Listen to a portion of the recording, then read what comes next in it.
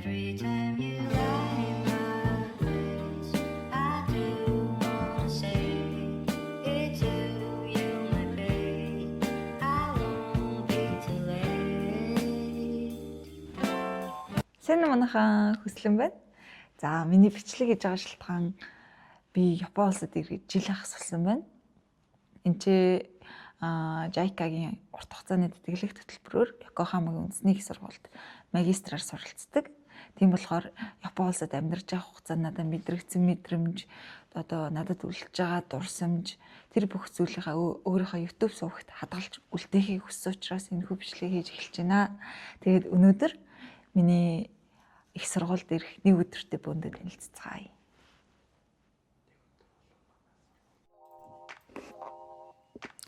За ингээд миний хичээлийн нэг өдөр эхэлж байна. Өнөөдөр 10:30-аас хичээлтэй. Жоох эрт тусаад, цагаа угаад, нүур амаа буцуун, одоо хуцаа сонгож өмсөхий бэлтэл гарна да. Энд ерөнхийдөө дулаараад өдөртөө 14-өөс 18 градустай байгаа болохоор ер нь нэмгэн уцалчихлоо. Тэгээд энд ирснээс хойш миний бас нэг анзаарсан зүйл нь уур амьсгал нөлөөлөөж тэр юм уу Монголдо хар өнгө авцснаас салтгүй байсан чинь одоо дандаа л нэг цайвар, цагаан, бэж тийм үү хувцснууд өмсдөг болсон байна лээ. Харин нэг муу юм нь пүүцнүүдээ яаж зэрэлдэг бараг л шүү. Ер нь л марцсан гэж хэлж болно шүү. Бараг залхуураад шууд угаалгаа машин мэрсэр хийгээд байгаа. Тэгээд бараг сар 2 сар ба тиймээ 2 сар дараа нэг угаагаад байгаа юм уу? Наа нь ямар ч тэгж арчиж цэвэрлэхгүй. Энэ яг сайн дэл юм уу мэдэхгүй л байна. Тэгээ одоо ер нь сургууль руугаа би аюу амархан явж байгаа. Өмнө дотор өрөнд байхдаа метро, автобус гээд бараг л цаг гарan тиймээ метрон цаг, автобусаар 15 минут. Тэгээ нэг 10 минут алхахад явж иж сургууль дээр очдөг байсан бол одоо кампусаас 2 км-ийн зайтай 15 минутад дуудаад л орчиж байгаа. Тэгээд орой ном уншихаар амар нойр өрөөд тэгээд ширээгээ зэгцэлэхгүй шууд унтчихдаг. Өглөө нь ингээл хам аваагаар дэмдөө. За ингээд ирэхдээ болчихлоо. Гарлаа.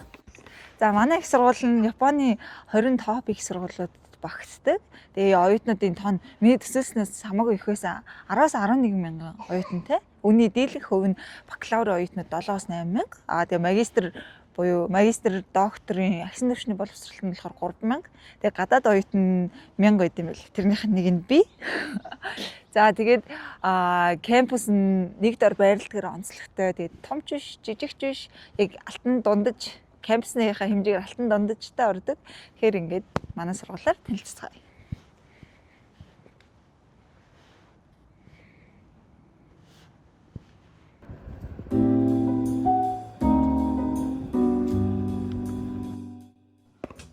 За жоохон унших юмтай байсан болохоор ангида төрүүлээд ирчихлээ. Тэгээд хаяа эрт ирээд юм уншихаар илүү үр бүтээлтэй санагдаад байдیں۔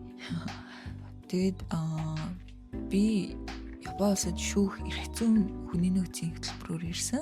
Тэгээд International and Business Law чиглэлээр суралцдаг. Тэгээд одоо гадаадын тийм шууд хөрөнгө оруулалтын системийг сонирхож судалж байгаа.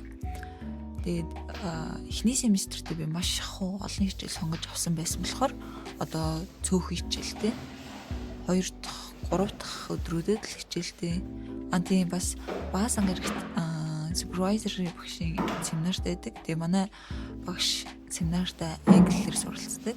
Магистр докторийн 7 өөр улсын 12 оюутантай амар тийм интернэшнл гоё семинар гэдэг байгаа.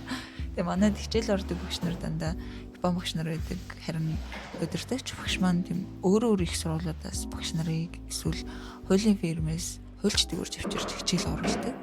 Өнгөрсөн семестрт л гэхэд Шинэ Зеландаас нэг багш, тэгээд Швейцараас нэг багш, тэгээ Японы хуулийн фирмээс 2 хуульч ирж хичээл орсон. Яг ийм бодит хуульч хичээл орохоор бас аюу сонирхолтой санагдсан. Ялангуяа одоо Япон улсын хууль дүрм журмыг мэдхгүй тийм нөгөө зүгээр introduction ахгүй юу. Тийм тэрийг орж исэн амар гоё санагдчихсан.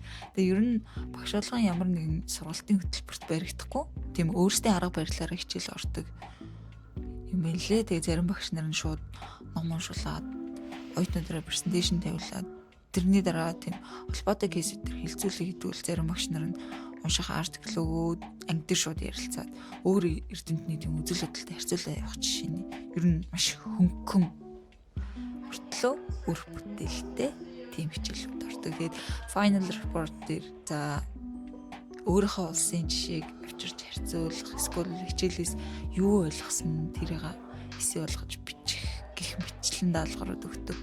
Тэгээ ер нь exam байдаггүй. Тэр нь аюу гоё юм уу?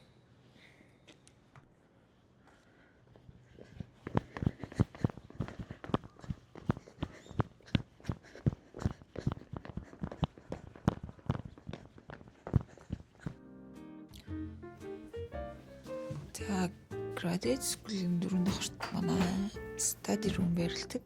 Энэ room 62 дамжтай. Тэгээ ширээ болгон ширээний гэрэл ярьцэдэгтэй бас оюутан болгон өөр юм гэсэн локертэй. Тэгээ миний хувьд локертой солих хувцас цээнийхаа яг зарим номнуудыг их зорилгоор ашигладаг. Манай зарим оюутнууд зөвхөн энэ өрөөнд л ирж хичээл хийдэг. Тэгээд тийм болохоор лаптоп одоо бүх тэмдэглэлийн дэвтэр гэх мэт бүх зүйлсээ хийдэг харагдсан. Тэгээд энд чанга ярих юм уу юм мэдэж болохгүй. Яг хажууд нь break room байдаг. Тэр өрөөнд болохоор юм мэдэх найзуудаараа зүгээр л буу алд суух гэх мэт зүйлсээ хийж болдог. Гэхдээ би энэ study room дээр юм идчихдэг. Яа гэм би иддэг. Тийм төх. Гэтэл идчихдэм дөө.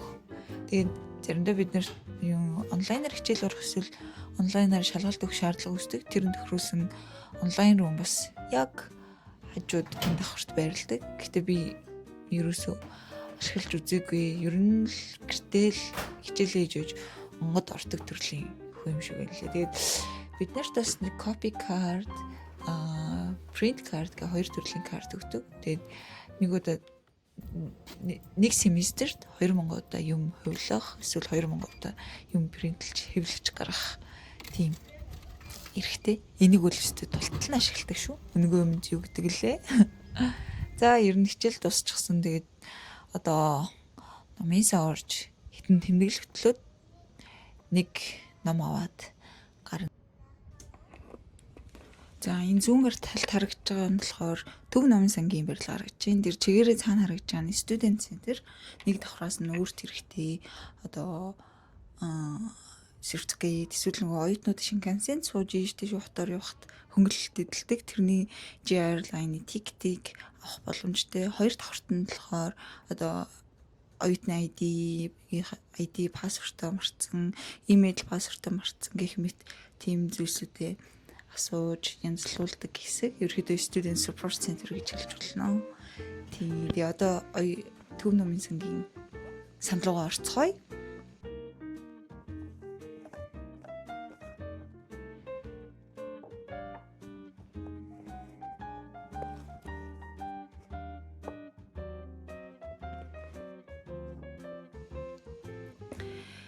Манай сургуулийн Төв номын сан ер нь хуулийн номын сан, нийгмийн ухаан, эдийн засаг,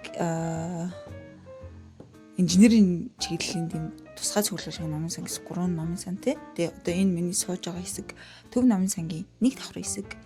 Энд багаараа одоо юм яар суух, эсвэл бентогоо идэх, өдрөө олоо идэх, найзуудаараа одоо хөгжилдөх боломжтой. Эсвэл хажуугийн дээр шилэн халахтай өрөөнд орж онлайн митингд оролцох боломжтой байгаа. Би бол кофе шопоос нь кофе уух гэж эсвэл одоо богинохон тийм яаралтай тэмдэглэлүүд хийх гэж ирдэг. Тэгээд яг Төв номын сангаас нүдээр ном авах маш их цаг ордог юм шиг санагдаад идэв. Яагаад тэгэхээр хэдэн мянган ном тохиомлолттой тэр дундаас англи хэл дээрх одоо номыг яг өөртөө хэрэгтэй номыг олно гэж бүр хэдэн цаг болдог байхгүй юу?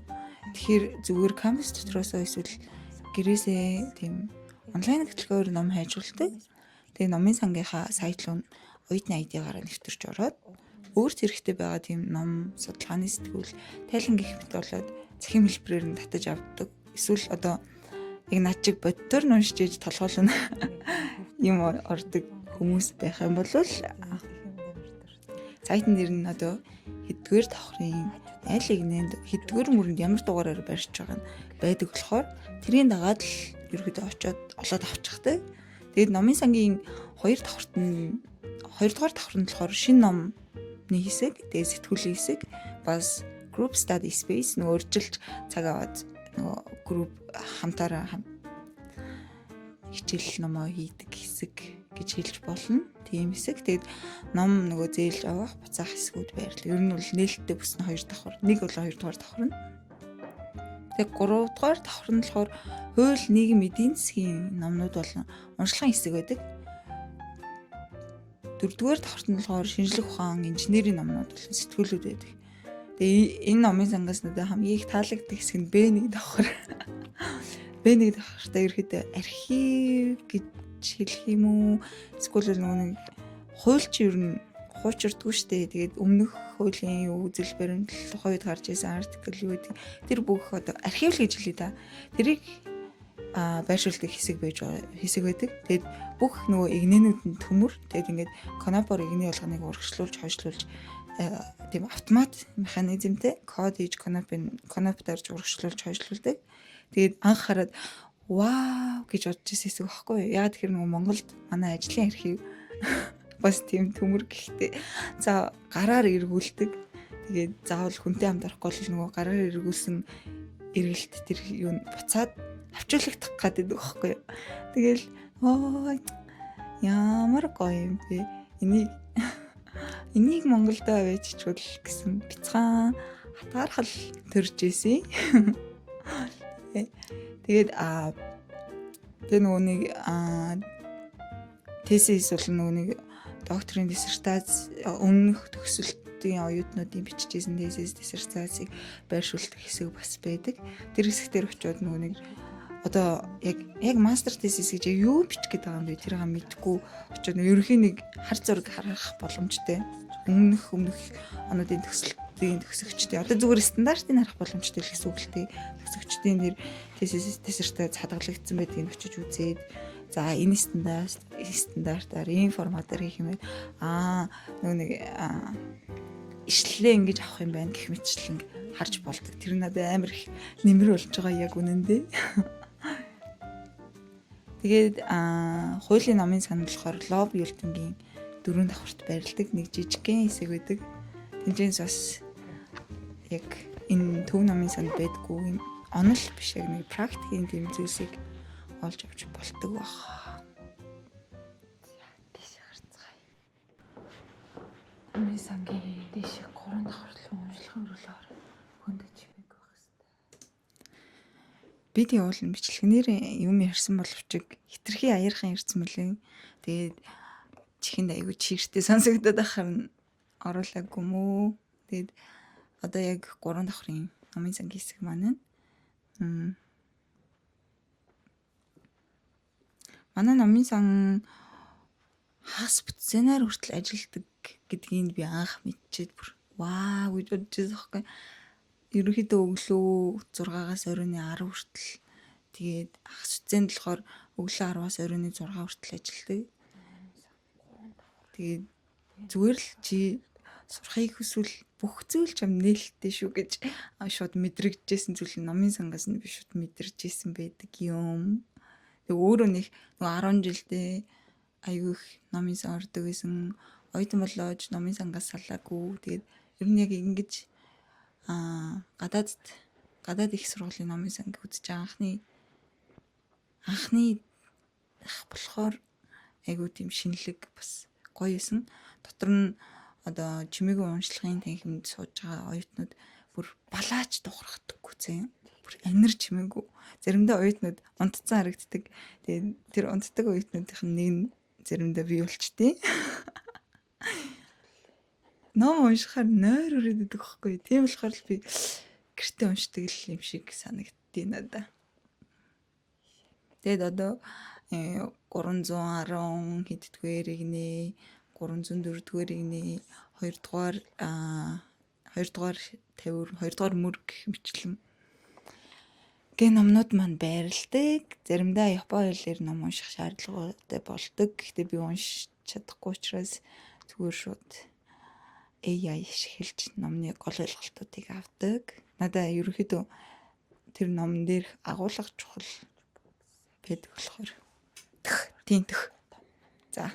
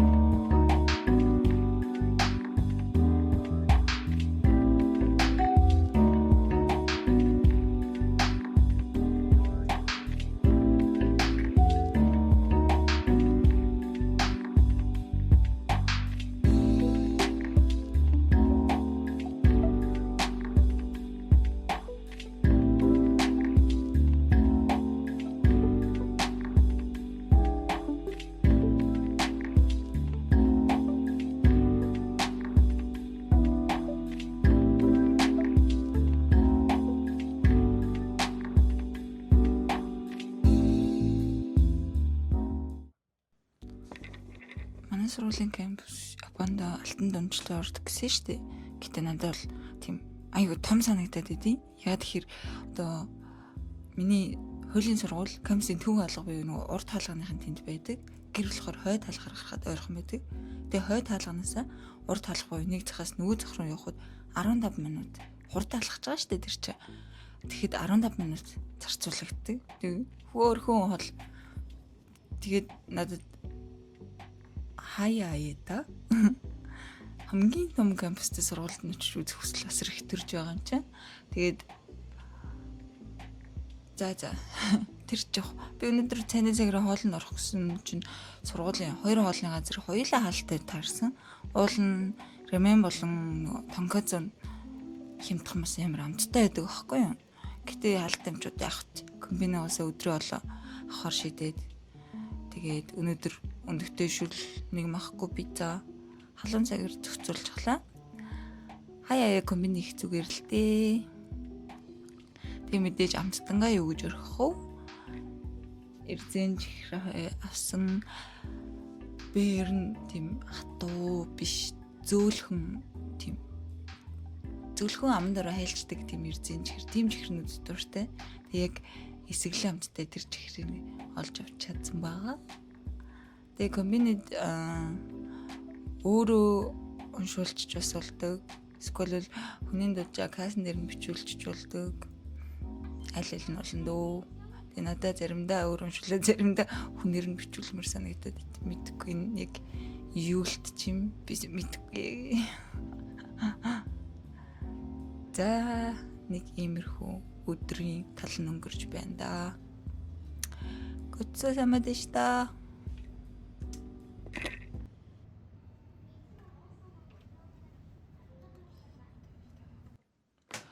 Өнөөдөр энд их сургуулийн хэлтээс аягүй сонирхолтой явагдсан шүү дээ. Хэдэн сарын өмнө кампусаар дүүрэн анимд ирэх шиг сурагчийн дүрм төвцтэй хүүхдүүд яваад л дараа нь ахаад арай өөр дүрм төвцтэй хүүхдүүд энд лекцийн нэхэм хүртэл харагдаад би гайхчихсан байхгүй юу. Тэгсэн чинь ахлах ангийн сурагчид зориулж их сургуулиуд одоо open campus гэдэг өдөрлөг зохион байгуулдаг. Тэр нь яадаг вэ гэхээр их сургуулийн кампусыг танилцуулж лекцэн суулгаж нөгөө багш нар болон оюутнуудтай ийм ярилцлага хийлгдэг тийм өдөрлөг. Тэгээ бас ахлах сургуулиуд өөрсдөө career guidance гэсэн хөтөлбөр бас зохион байгуулж сурагчдаа ирээдүйн мэргэжил сонгоход нь бэлдэж их сургуулиуд дээр орчныг нь харуулж танилцуулт юм билээ. Тэгэд эдгээр өдөрлгүүдээр тухайн их сургуулийнхаа шалгалтын хэлбэр одоо сургалтын онцлогийг нь судалдаг. Асар их судалгаа хийдэг гэсэн үг байгаад. Тэгэд их сургуулиуд элсэлтийн үндсэн ийм 3 хэлбэртэй заяа. Эхнийх нь элсэлтийн ерхий шалгалт буюу Монголтой адилхан нэгдсэн нэг шалгалт өгөөд ахаад дараа нь сонгосон их сургуулийнхаа өөрийнх нь одоо элсэлтийн шалгалтыг өгөөд нийлбэр дүнгээрээ жагсаалж элсүүлдэг. Дараагийнх нь болохоор ахлах сургуулийн recommendation буюу одоо санал тодорхойлолтоор элсдэг хэлбэр Энэ нь болохоор 10 жилийн сурлагын дүн, сургуулийн тодорхойлолт, тэг их сургуулийн ярилцлага багтдаг юм лээ. Айгуу гоё байгааз. Тэг сүүлийнх нь болохоор comprehensive selection all around буюу хүний одоо чадрыг хардаг хэлбэр. Одоо сургуулаас гадуурх үйл ажиллагаа, уралдаан шагнал гэх мэтийг хараад окей, come in гэдэг хэлбэр байгаа. Тэгээд амар сонирхолтой байгааз энэ талаар дэлгэрэнгүй энэ сур төгссөн найзтайгаа ярилцсан ярианда дараагийн видеогоор оруулж өгнө за. За ингээд өнөөдрийн нэг өдөртөө мань хамт байсанд баярлалаа. Sakura дэлгэрч байгаатай холбоотойгоор нэгэн ухаархуугаар лого тусгая. Хамт байсанд баярлалаа. Sakura цэцэг маш богино хугацаанд дэлгэрч бодлогүй сэлхэн тисдэг. Гэхдээ хинч түүнийг яагаад ийм хурдан унчгаа гэж буруутгадаг. Харин ч унах тэр мөчн хамгийн үзэсгэлэнтэй гэж ярьдаг. Sakura бидэнд үүр дүргэлжлэхгүй зүйлэл хамгийн үн цэнтэй гэдгийг сануулдаг. Хайрч мөн адил. Бид хэн нэгнийг хизээж алдахгүй мэт боддогч бидний амьдрал мөнх бус. Хамт байгаа мөч бүрл хамгийн чухал. Sakura цэцэг жил бүр ундаг. Гэхдээ дараа жил улам үзэсгэлэнтэйгээр дахин нэлгэрдэг. Тиймээс уналт бол төгсгөл биш, харин шинэ эхлэл. Тийм учраас Sakura шиг амьдр богино байсан ч